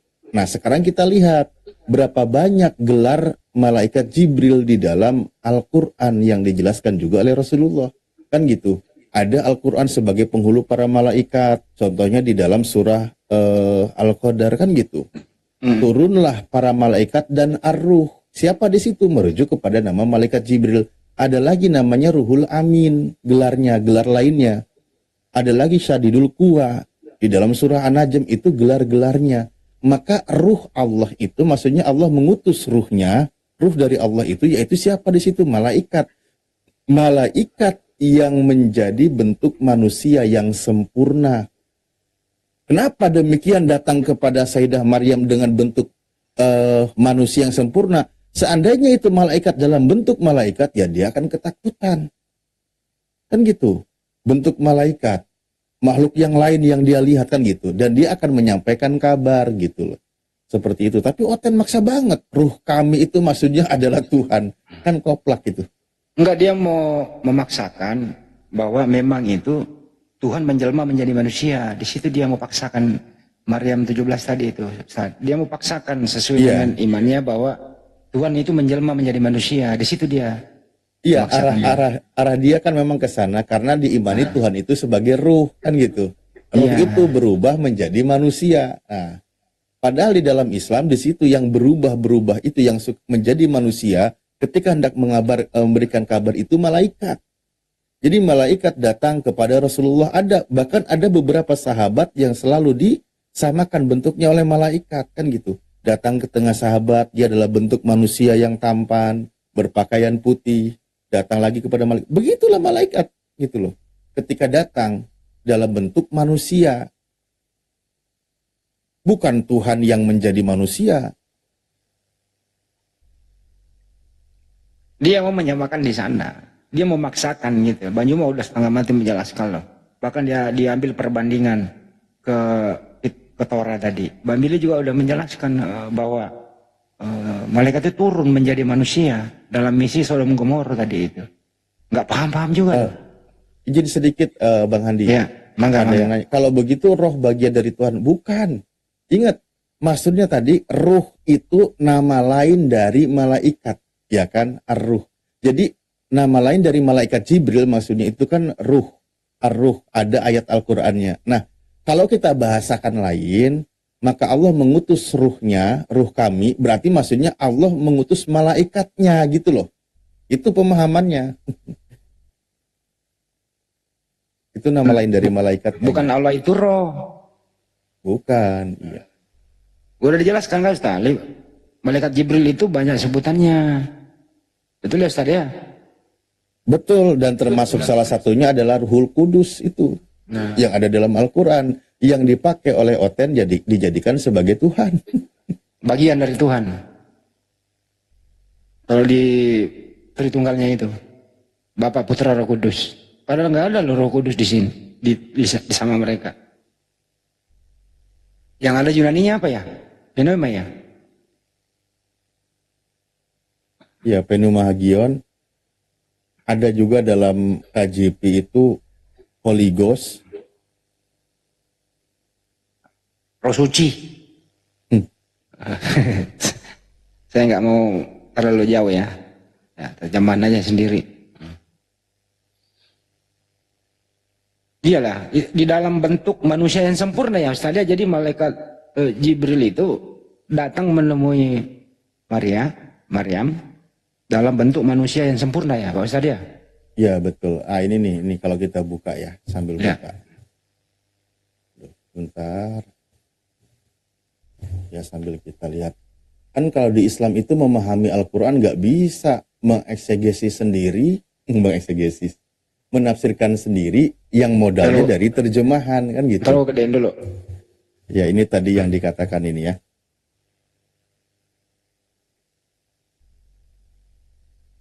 Nah, gimana? Enggak, ini tadi di sini dikatakan nih. Taruh. Ruhana ini kan sudah dijelaskan. Aduh. Ini kan ayat Al-Qur'annya Bismillahirrahmanirrahim. Ini kan ayat Al-Qur'an utuhnya. Nah, ini penjelasannya dari setiap ayat.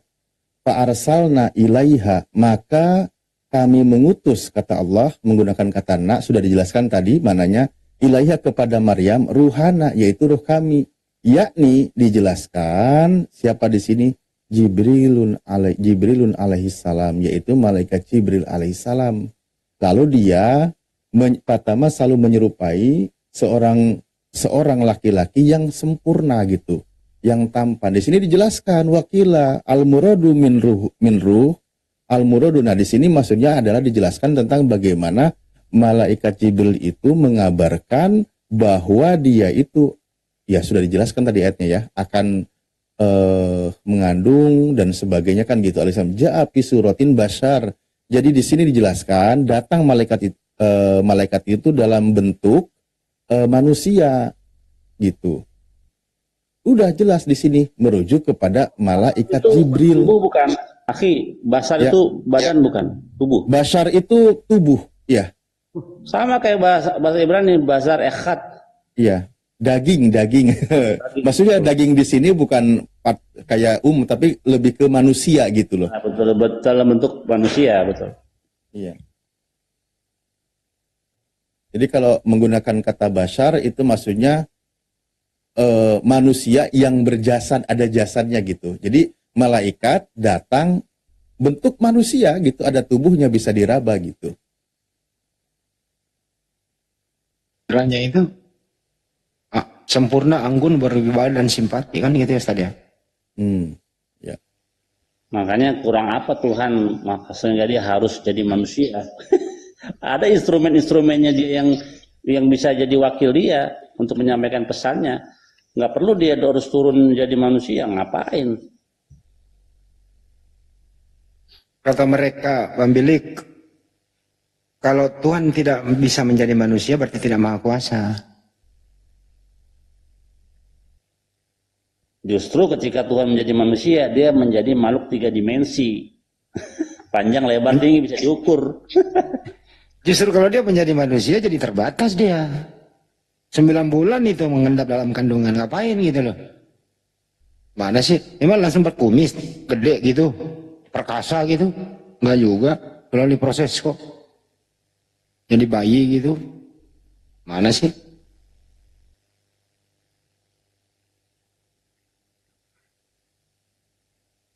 Tapi Bang Billy, ini nggak ada gerakan nggak sih dari Yudaism ini loh, bahwa Torah yang Anda pakai itu balikinlah. Iya, makanya kan itu aku udah bilang pergerakannya kan dimulai dari Rabbi Tovia sebenarnya. Terus ada lagi Rabbi yang di Kanada itu, Rabbi siapa ya? Michael Skobach. Itu atas reaksi daripada Jews for Jesus. Jadi pergerakan Kristen yang berusaha mengkonvert orang-orang Yahudi supaya masuk Kristen. Atas itu makanya Rabbi Tovia dan Rabbi Michael Skobach ini membuat antinya gitu, obatnya. Jadi menerangkan mereka bahwa ayat yang kalian pakai kitab orang Yahudi itu salah cara teks dan konteks gitu. Jadi kita memeranginya atau mengantisipasinya dengan mengedukasi mereka bahwa kalian salah loh, teks aslinya nggak begitu gitu. Jadi tapi kita tidak memakai jalan kekerasan kecuali yang kemarin yang diludahi oleh beberapa oknum ya, orang Yahudi diludahi itu pun karena malah digamparin. Ya itu pun karena mereka tidak menghormati kebijakan hukum setempat gitu. Itu adalah tanah suci yang orang sudah punya Tuhan, dan Tuhannya bukan manusia, diajarkan untuk menyembah Tuhan yang bentuk manusia. Itu sudah melanggar hukum setempat sebenarnya. Ada nggak sih remaja-remaja gitu atau pada scholar-scholar lah Judaism gitu loh yang pelajari Kristologi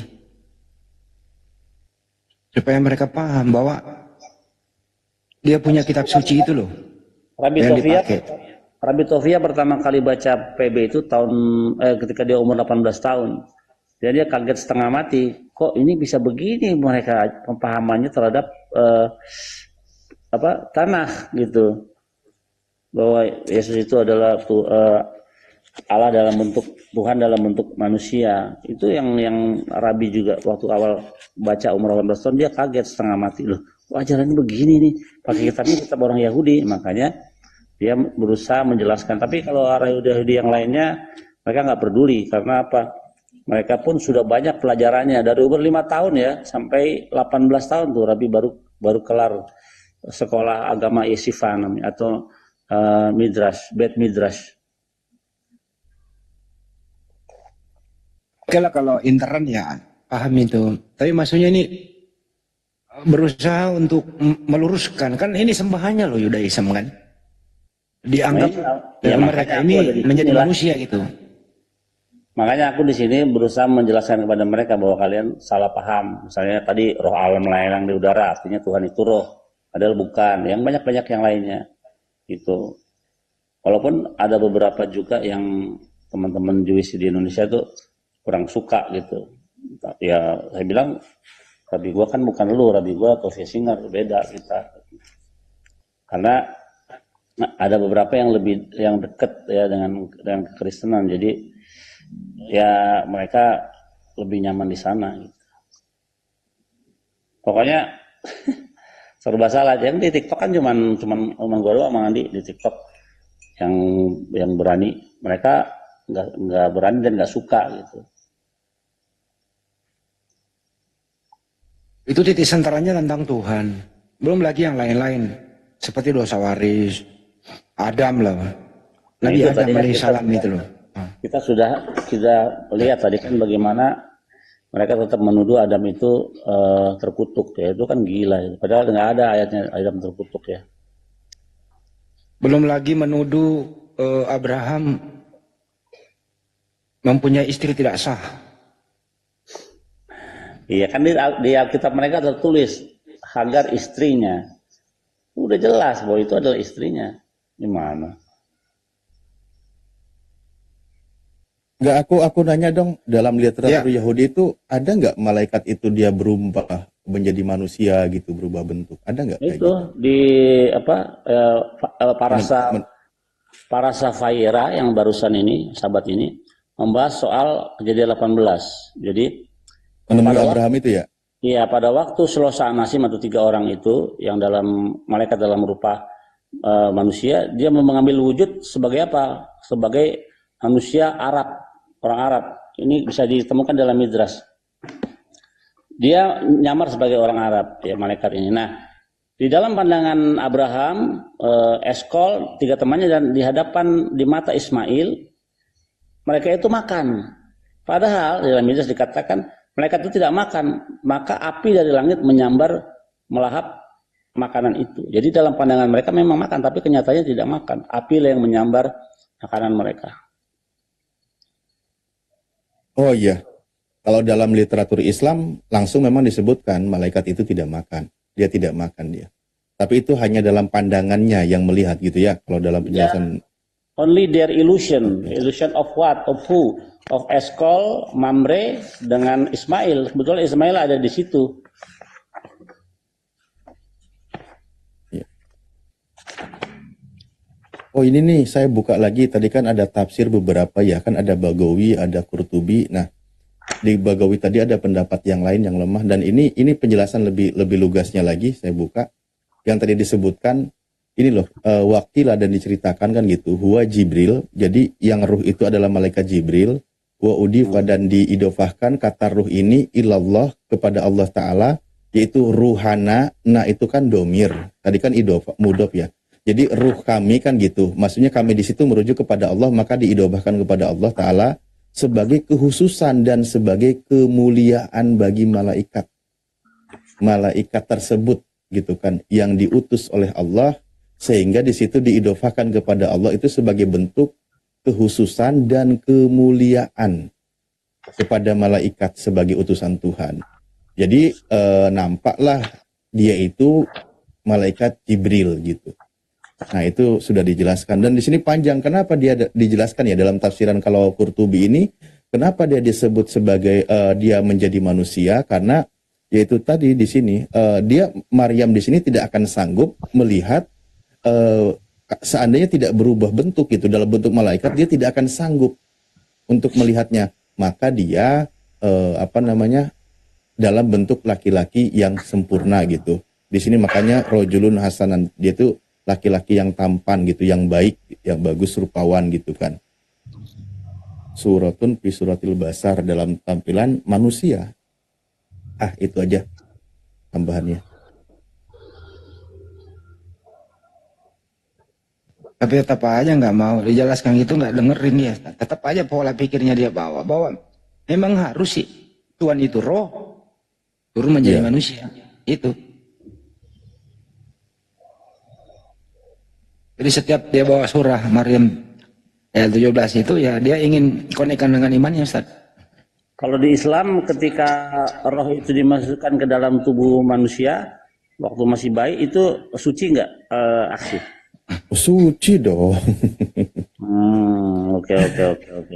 Jadi nggak menanggung dosa itu ya waktu dia masih lahir ya?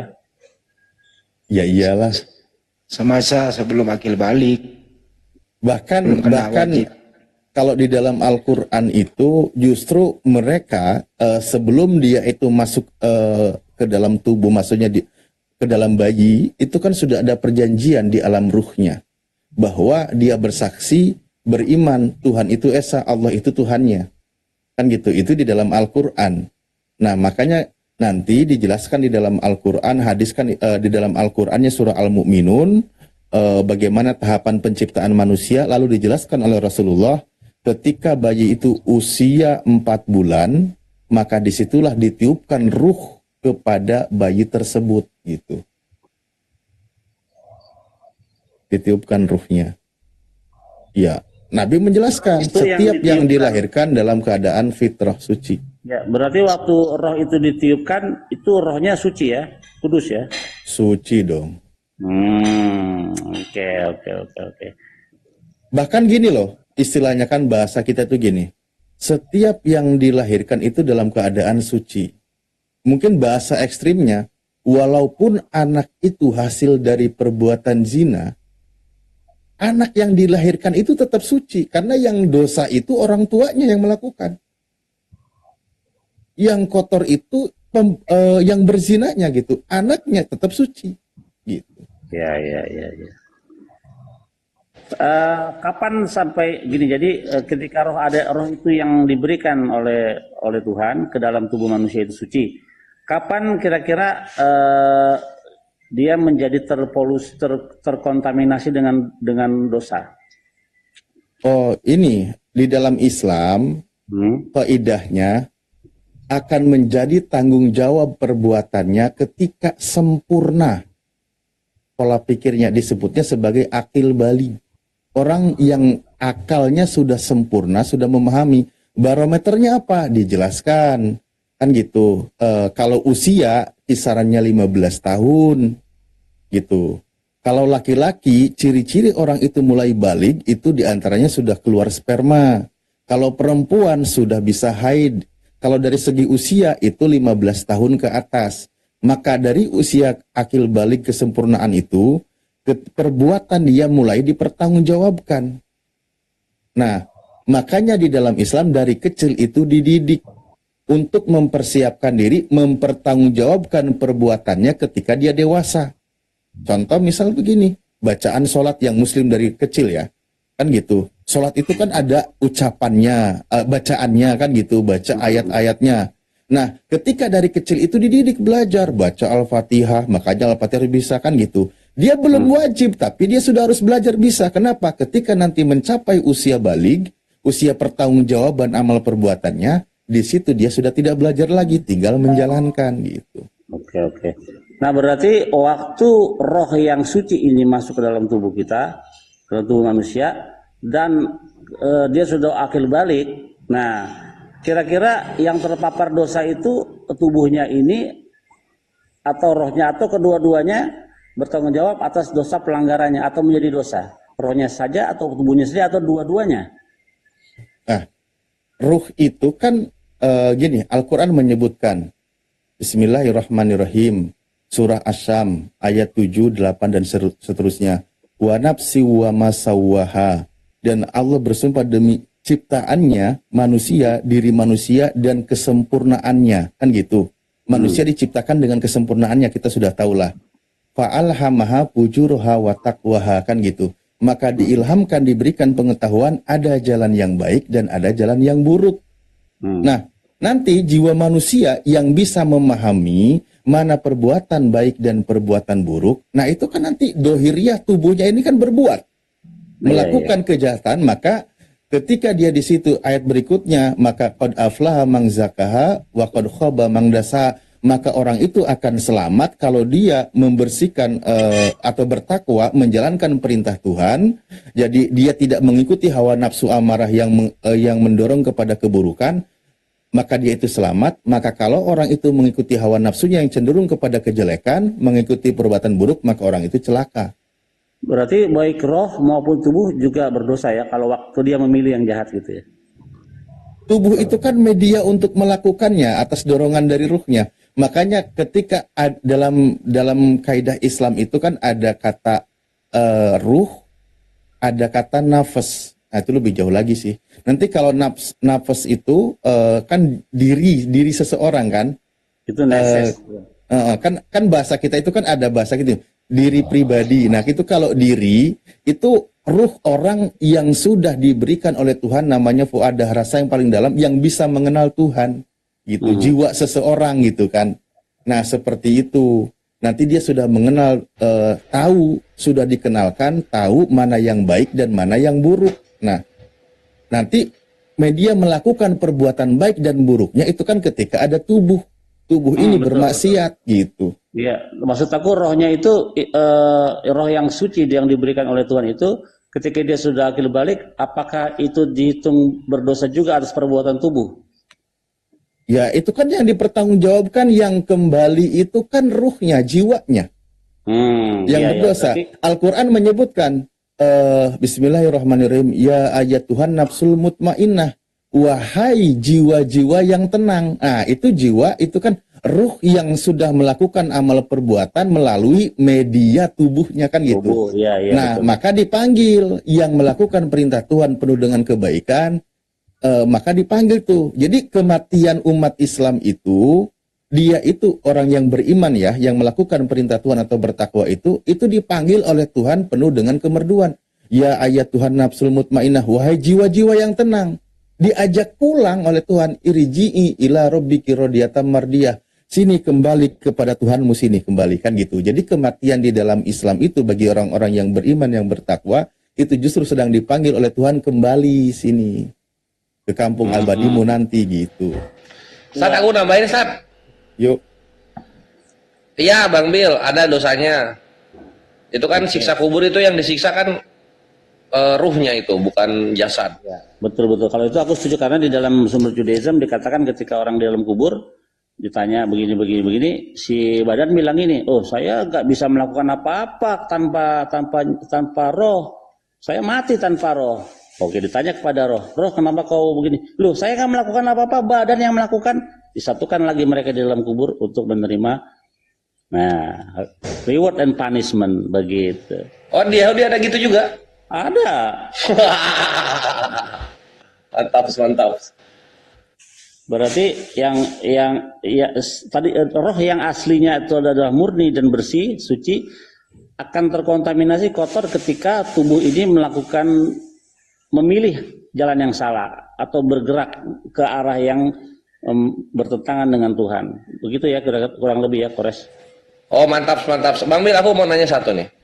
Ya. Tolong kasih tahu apa nama goa di mana Musa mendapatkan wahyu. Nah, itu kan udah gue kirim ke lu videonya. Iya dong, ayo. Yang ini belum pada tahu soalnya, kasih paham. Tunggu bentar, gue mesti ke situ dulu nih. Lu dah yang kasih tau dah, gue udah lupa ini cek linknya kemarin tuh. Gua nanya, makanya gua nanya, karena gua lupa. Tunggu bentar, gue lupa. Gue udah share ke lu tuh. Tunggu bentar. Sabar. Gue harus cek WhatsApp juga berarti. Itu Rabi ini yang ngomong itu kemarin, Rabi Moshe Dror. Yang gue kirim sama lu. Oh, yang ini.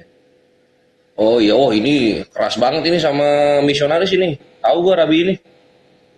Dipagan-paganin itu Tritung.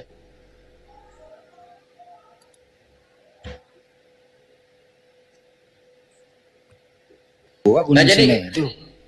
Iya di Gunung Sinai itu kan gede gunung itu Bang Andi. Nah ketika diturunkan Torah kepada Nabi Musa alaihissalam dalam keimanan Yahudi itu ini posisinya itu bukan di lembah atau di padang rumputnya di gunung, enggak, di goa-goa juga. Gitu. Nah itu Bang Mir punya datanya tuh. Oh itu di Keluaran 3322 tuh. Keluaran 3322. Oh, mudah sekali. Keluaran. Ya nih. Ada guanya di sini. Ada lubangnya. Apabila kemuliaanku lewat, maka aku akan menempatkan kau dalam lekuk gunung itu, dan aku akan mendorongi kau dengan tanganku sampai aku berjalan lewat. Mana gua? Itu kalau coba baca bahasa Inggrisnya.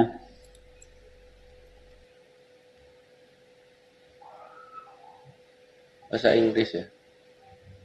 Cleft of the Rock.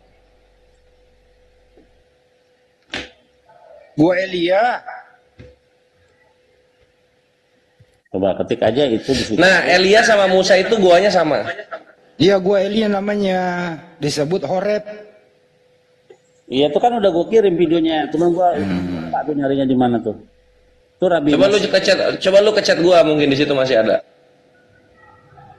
Coba. Biar didengerin lu setel videonya. Gimana caranya?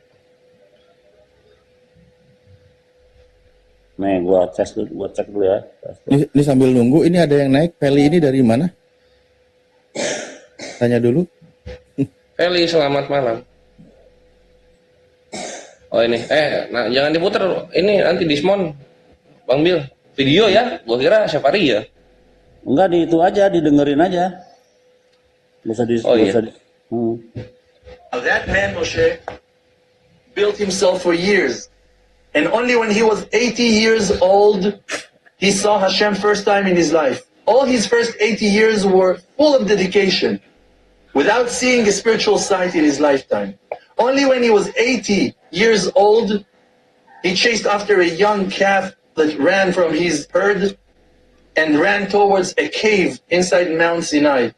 He didn't recognize the mountain. It was before the great revolution of light of Hashem on Mount. Jadi lagi ngejar domba, masuk goa, dalam goa. Nah, disitulah langsung di